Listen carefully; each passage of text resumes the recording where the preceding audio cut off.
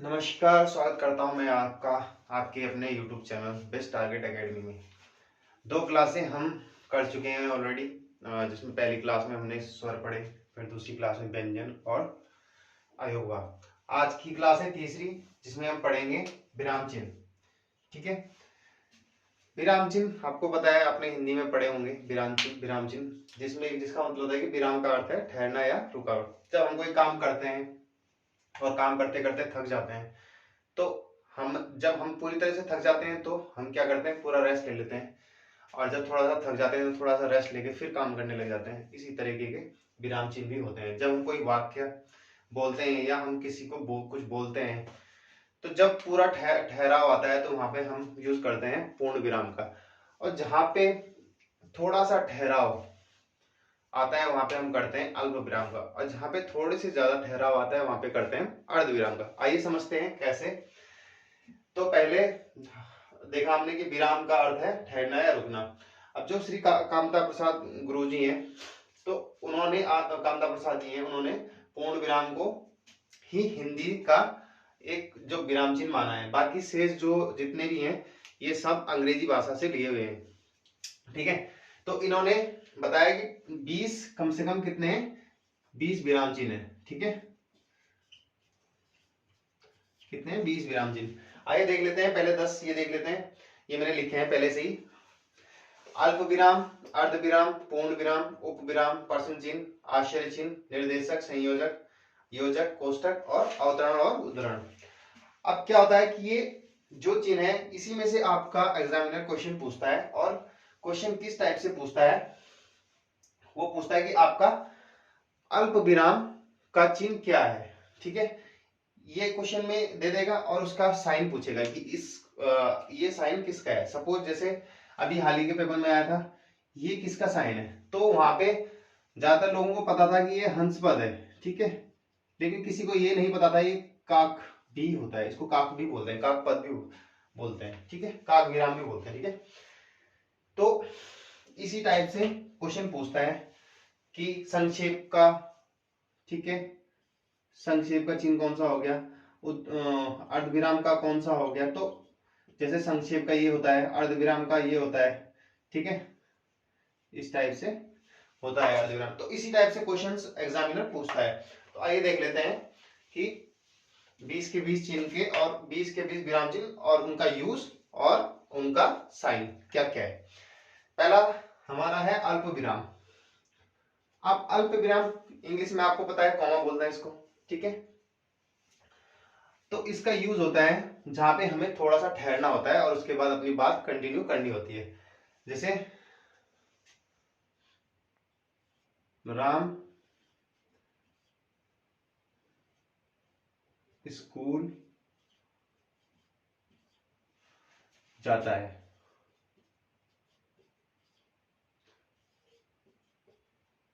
ठीक है, जाता है, उसे याद आता है, उसे याद आता है, उसे याद आता है कि वह अपना टिफिन भूल गया है, अपना टिफिन भूल गया है। ठीक है, तो इस टाइप से जैसे भी भूल गया है, जहां पे उसको बात बोलते हुए, और यहाँ पे पूर्ण विराम। ठीक है, जैसे मैंने लिखा कि राम स्कूल जाता है, उसे याद आता है, जैसे वो स्कूल जाता है उसे याद आता है कि वह अपना टिफिन भूल गया है। तो एक ठहराव सा आता है जहां पे थोड़ा सा रुकना पड़ता है बोलते हुए, वहां पे हम अल्प विराम का यूज करते हैं। और अल्प विराम का चिन्ह कौन सा हो गया, ये वाला कॉमा। ठीक है, अब बात करते हैं अर्ध विराम की। अर्ध विराम वहां पे यूज करते हैं जहां पे अल्प विराम की तुलना में थोड़ा सा ज्यादा रुकना होता है। ठीक है, तो बात करते हैं इसका साइन एक बिंदु ऊपर होती है और ऐसे कॉमा। ठीक है, ये हो गया अर्ध विराम। अब अर्ध विराम का एक एग्जांपल समझ लेते हैं। जैसे आओ, बैठो और खेलो। ठीक है, आओ बैठो और खेलो पर बदमाशी मत करो। आओ बैठो खेलो पर बदमाशी मत करो। जैसे किसी बच्चे को बोलते हैं आओ बैठो खेलो पर बदमाशी मत करो, बदमाशी मत करो, ठीक है। तो जब हम बात खत्म कर देते हैं वहां पे पूर्ण विराम आता है, ठीक है।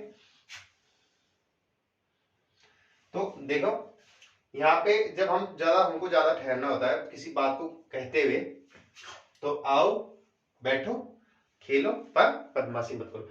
तो इस टाइप के वाक्यों में हमारा क्या यूज होता है, आपका अर्ध विराम। अल्प विराम का यूज ज्यादा होता है, अर्ध विराम का यूज कम होता है, क्योंकि ये जनरली हम अर्ध विराम की जगह भी कभी कभी कॉमा ही यूज कर लेते हैं, ठीक है। उसके बाद बात करते हैं पूर्ण विराम की। ये आप सबको पता है पूर्ण विराम का चिन्ह कौन सा होता है, ये पूरा एक डंडा, ठीक है।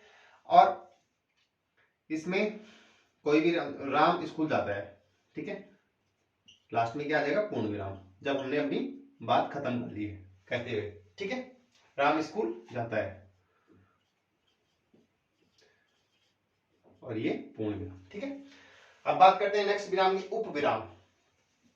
अब ये उप विराम क्या है, इसका साइन होता है दो बिंदी, ठीक है, ऐसे दो बिंदी। अब दो बिंदी इसका यूज होता है जहां पर हमें किसी चीज का उसके बारे में बताना होता है कि ये क्या चीज है। जैसे सपोज एक एग्जांपल देते हैं, जैसे कोई भी शीर्षक है, कोई भी कविता है, कोई भी लेखक है उसका, जैसे कामायनी, कामायनी।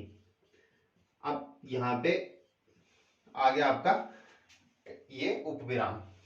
अब इसका मतलब क्या है कि अब इसके बारे में बताना है क्या चीज, तो एक महाकाव्य है, एक महाकाव्य, ठीक है। कितना समझ में आया।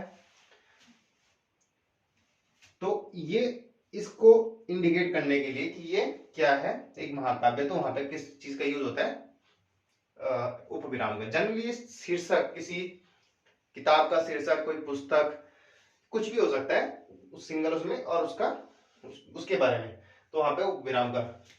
ये क्लियर कर देता हूं। अब बात करते हैं 5वें नंबर की, ठीक है। पहला पढ़ लिया हमने उपविराम, दूसरा पढ़ लिया अर्धविराम, तीसरा पढ़ लिया पूर्ण विराम, चौथा पढ़ लिया उपविराम। अब बात करते हैं 5वें प्रश्न चिन्ह की। प्रश्न चिन्ह आपको पता है, ठीक है, ये भी इंग्लिश, ये सब इंग्लिश से लिए हुए हैं सिवाय पूर्ण विराम के। क्या आप स्कूल जाते हैं, तो इसका एग्जांपल ले लेते हैं। क्या आप स्कूल जाते हैं, स्कूल जाते हैं। अब इसमें आएगा आपका क्वेश्चन चिन्ह, ठीक है। तो इस टाइप के। उसके बाद आश्चर्य चिन्ह देख लेते हैं। आश्चर्य चिन्ह आपको सबको पता है, एक पूर्ण विराम की तरह एक डंडा और नीचे बिंदी, राइट। ये इसका चिन्ह होता है, किसका, पूर्ण विराम आश्चर्य चिन्ह का। अभी कई टाइप से होता है। हर्ष के आश्चर्य होता है, हर्ष के लिए, कोई खुश हुआ है, दुख के लिए, ठीक है, दुख के लिए, शोक के लिए, आश्चर्य के लिए, चौंकना, जैसे कोई बात होगी, जैसे हर्ष के लिए क्या बात, क्या एक एग्जांपल दे सकते हैं, वाह क्या बात है, वाह क्या बात है, ठीक है। दुख के लिए मुझे खेद है,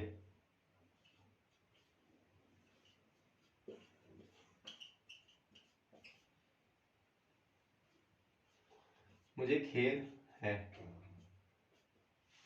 जैसे एक एग्जांपल ले लेते हैं, ये इसका एग्जांपल ले लेते हैं। शोक के लिए जैसे वह बेचारा चल बसा, वह बेचारा चल बसा, वह बेचारा चल बसा। ठीक है,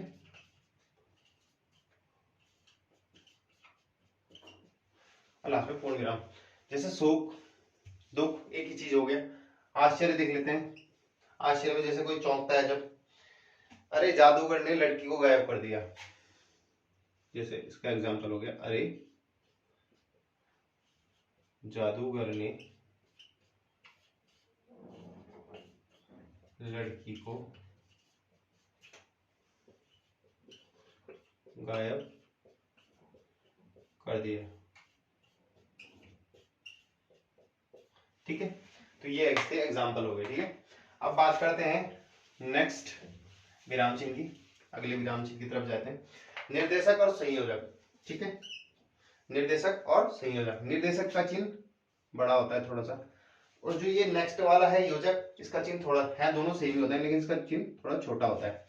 अब जो निर्देशक चिन्ह होता है, ठीक है, और जो ये योजक चिन्ह होता है, योजक चिन्ह जनरली रिपीट वर्ड होते हैं या जो विलोम शब्द होते हैं, ठीक है, उस टाइप के उसमें यूज होता है। और जब आपको किसी चीज के बारे में, शीर्षक के बारे में या किसी चीज के बारे में कुछ कहना होता है तो वहां पे निर्देशक चिन्ह का यूज होता है, निर्देशन देना। ठीक है, निर्देशन देना। और योजक चिन्ह का यूज होता है, ये हो गया निर्देशन और ये हो गया आपका योजक।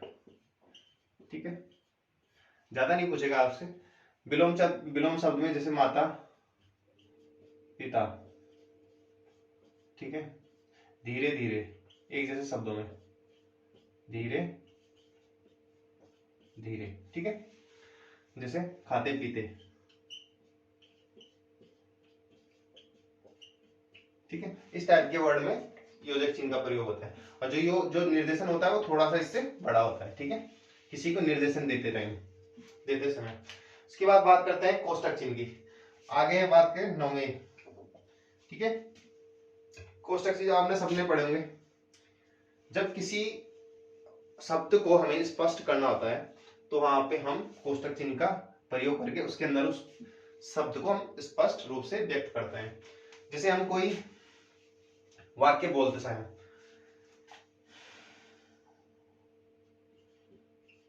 मैं अपनी पुस्तक लिखता हूं। अब यहाँ पे पुस्तक लिखता हूं मैं डायरेक्ट लिख सकता हूं, जैसे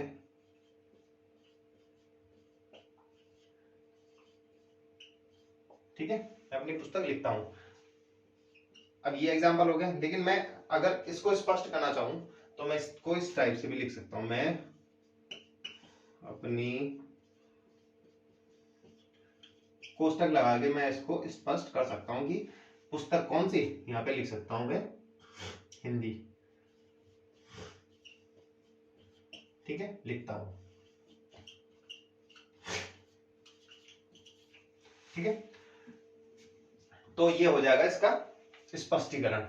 ठीक है, तो कोष्टक मेनली 3 प्रकार के होते हैं, ये छोटा वाला, ये स्क्वायर और ये सर्पाकार। ठीक है, ये वर्गाकार, ये सर्पाकार और ये स्पष्टीकरण के लिए। ठीक है, 3 टाइप के आपके ब्रैकेट होते हैं, ये देख लेंगे। उसके बाद अवतरण और उद्धरण चिन्ह। अवतरण सिंगल वाला और उद्धरण डबल। जब हमें कोई बात ज्यों की त्यों लिखनी होती है तो वहां पे हम इसका यूज करते हैं। कोई बात, किसी का कथन हो गया, कोई वाक्य हो गया, कोई सच हो गया, सत्य हो गया, जैसे कबीर वाणी के डिक्टेटर थे, वाणी के डिक्टेटर थे। ठीक है, अब ये किसी ने कहा है इसलिए हम क्या करेंगे, उद्धरण चिन्ह लगा के इसको, इसका उद्धरण चिन्ह का मतलब होगा कि एक सत्य, किसी ने मतलब किसी का कथन है या कुछ ऐसी चीज है कि जो ये प्रॉपर है, मतलब अपने आप में एक प्रॉपर सेंटेंस है। अब ये किसी ने कहा है, तो ये किसने कहा है आपको सबको पता है, ये एग्जाम में भी आ रखा है, ये कहा है हजारी प्रसाद द्विवेदी ने। ठीक है, हजारी प्रसाद द्विवेदी, हजारी प्रसाद द्विवेदी ने ये कहा है। ठीक है, तो इस टाइप के वाक्य को हम क्या करते हैं, इन्वर्टेड कॉमा के अंदर लिखते हैं। इंग्लिश में बोलते हैं इन्वर्टेड कॉमा, और हिंदी में इसको उद्धरण चिन्ह। ठीक है, डबल वाला, जहां पे कोई वैसी बात बोलनी होती है जिसे हमें हाईलाइट करना है, तो वहां पे हम इकहरे का भी यूज कर सकते हैं। लेकिन दुहरे का जब करते हैं जब कोई किसी की कथन हो या किसी का कहा हुआ हो, ज्यों का त्यों हमें लिखना हो। ठीक है, अब बात करते हैं नेक्स्ट विराम चिन्ह की। पहले के 10 हमने पढ़ लिए, बाकी के 10 अब हम देख लेते हैं। क्वेश्चन आपका कहीं से नहीं आएगा, यहीं से आएगा कि सीधा सीधा पूछ लेगा आपको। जो बाकी के 10 है वो बहुत इंपॉर्टेंट है, उनको देख लेते हैं। ठीक है, लिख लेता हूं एक बार। 11वां है आपका पुनरुक्ति सूचक। ठीक है, सबको पता है पुनरुक्ति सूचक क्या होता है।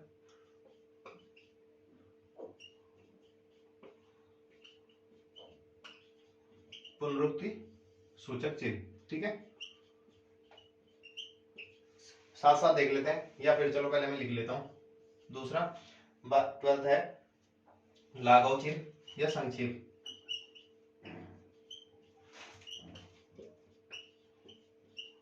ठीक है, लाघव या संक्षेप।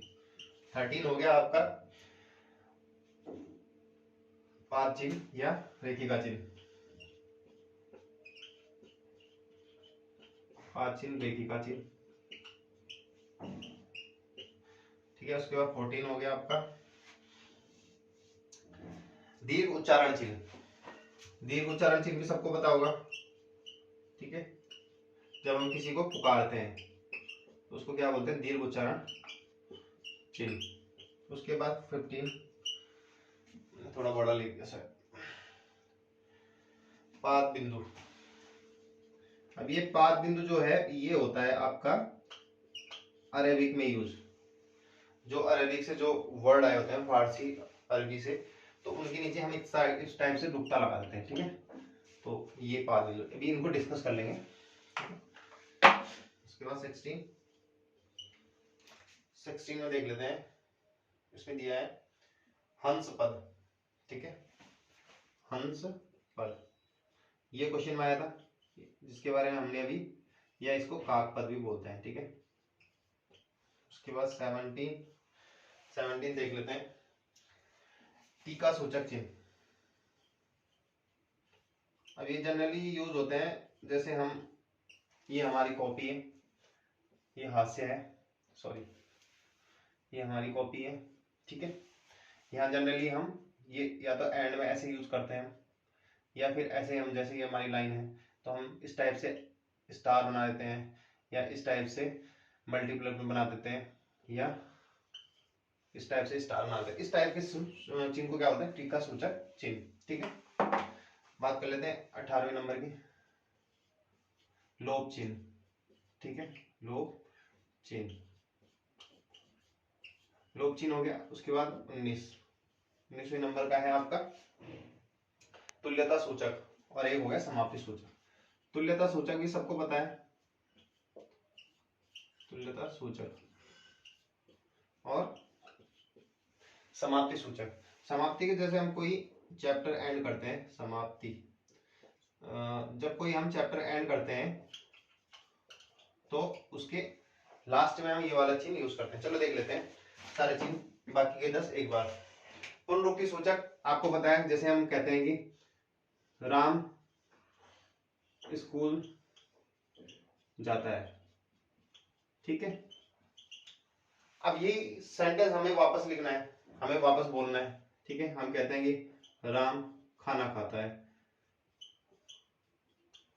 खाना खाता है। ठीक है, राम खाना खाता है।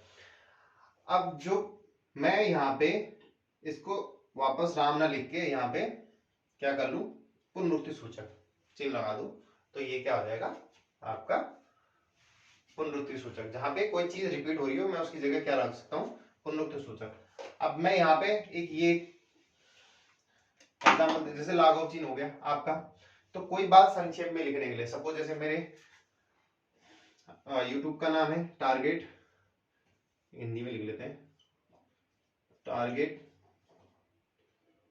बेस्ट एकेडमी, ठीक है, टारगेट बेस्ट एकेडमी।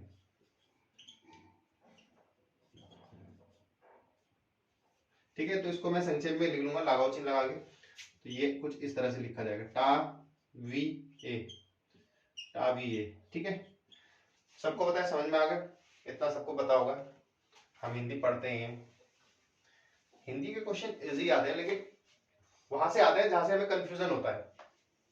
हमेशा हिंदी क्वेश्चन वहीं से पूछे जाते हैं जहां हमें कंफ्यूजन होता है। होते क्वेश्चन इजी है, लेकिन वहां पे हमें ऑप्शंस में कंफ्यूजन होता है। ठीक है, तो यही चीजें हमें क्लियर करके चलनी होती है माइंड में। उसके बाद देख लेते हैं दीर्घ उच्चारण चिन्ह, नहीं उसके बाद पाद चिन्ह।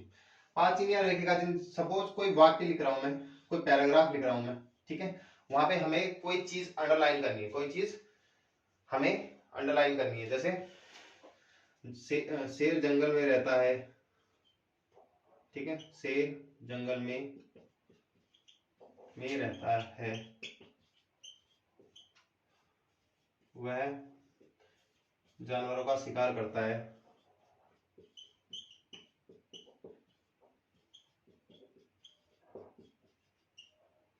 शिकार करता है। ठीक है, इस टाइप से, और हमने इसको अंडरलाइन करते हैं, वो क्या करता है, शिकार जंगल में रहता है। तो इस टाइप से कुछ चीजें जो अंडरलाइन करनी होती है हमें, उसको क्या बोलते हैं, रेखिका या पाद चिन्ह। ठीक है, ध्यान रखना, रेखिका या पाद चिन्ह, पाद चिन्ह अलग है और पाद बिंदु अलग है, पाद बिंदु अलग है, इनमें दोनों में कंफ्यूजन नहीं होना है। ठीक है, बाकी आपको सबको पता ही होगा, ये वाला हो गया पुनरुक्ति सूचक, पुनरुक्ति सूचक का निशान इस टाइप से होता है। ठीक है, अब बात करते हैं दीर्घ उच्चारण चिन्ह। दीर्घ उच्चारण चिन्ह का साइन कुछ इस टाइप से होता है। ठीक है, जैसे राम, फिर ऐसे ऐसे लगा देंगे, हम क्या कर रहे हैं, राम राधा, ऐसे जब हम किसी को पुकारते हैं। ठीक है, तो वहां पे क्या करते हैं, दीर्घ उच्चारण चिन्ह का प्रयोग करते हैं। ठीक है, उसके बाद बात करते हैं पाद बिंदु की। ये वो शब्द होते हैं जो अरबी से आए हुए होते हैं और उनको हमें लिखना होता है हिंदी में, लेकिन थोड़ा सा डिफरेंस आता है, तो उसके लिए हम क्या करते हैं, नुक्ता चिन्ह लगाते हैं। जैसे मैं एग्जांपल गजल, अब मैं इसको ऐसे लिखूं तो इसका वो सेंस नहीं आएगा, मतलब वो साउंड नहीं आएगा जो अरबी में जिस तरीके से इसे बोला जाता है। जैसे अगर मैं हिंदी में पढ़ूं तो इसका साउंड आएगा गजल, लेकिन इसको अरबी में कुछ इस टाइप से बोलते हैं, नुक्ता चिन्ह आगे, गजल गजल गजल। ठीक है, इसी टाइप से बहुत सारे वर्ड है, वो हम पढ़ेंगे अभी आपके जब देश विदेश जाएंगे। ठीक है, उसमें कवर करेंगे। उसके बाद बात करते हैं, ये हो गया, ये नुक्ता चिन्ह हो गया। ठीक है, बिंदी से लगाते हैं अक्षर से जस्ट पहले। उसके बाद बात करते हैं हंस पद। ये अभी हाल ही के एग्जाम में आया था।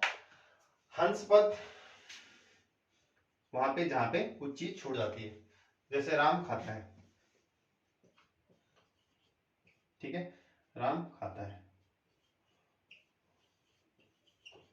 अब यहाँ पे हमारा कुछ, वैसे तो ये भी नॉर्मल है, लेकिन अगर हमारा कुछ छूट गया है तो हम क्या करेंगे, खाना खाता है, या कुछ भी लिख सकते हैं अगर हमारा कुछ, तो वहां पे हम कागपद या हंस पद का, बस इन्हीं चिन्ह को ध्यान रखना है, यही एग्जाम में पूछता है और यहीं पे कंफ्यूजन होता है। कंफ्यूजन क्या होता है कि वो हंस पद ना पूछ के काग पूछ लेगा आपसे। ठीक है, यहाँ पे रेखिका चिन्ह ना पूछ के आपको पाद चिन्ह पूछ लेगा। ठीक है, रेखिका यानी कि अंडरलाइन करना, अब वो बोलेगा कि पाद चिन्ह, तो वहीं पे कंफ्यूजन हो जाएगा। ठीक है, अब बात करते हैं टीका सूचक चिन्ह।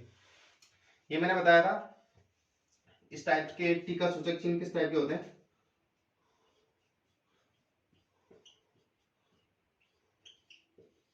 ठीक है, इस टाइप के प्लस ऐसे करके हम जो भी हास्य के इधर लिखते हैं या एंड में लिखते हैं, उसके पेज के एंड में लिखते हैं, इसी टाइप के। ठीक है, ये जो स्टार बनाते हैं हम, ठीक है, इस टाइप के। तो ये चिन्ह कौन कौन से होते हैं, टीका सूचक। उसके बाद बात करते हैं लोक चिन्ह। अब लोक चिन्ह क्या होता है, सपोज हमें कोई बात कहनी है, शेर, इसको देख लेते हैं एक बार, इसको मिटा देते हैं इधर। अब बात करते हैं लोक चिन्ह की। ठीक है, अब लोक चिन्ह कौन से होते हैं, जैसे हमें कोई सेंटेंस लिखना है, शेर जंगल, शेर जानवरों का शिकार करता है।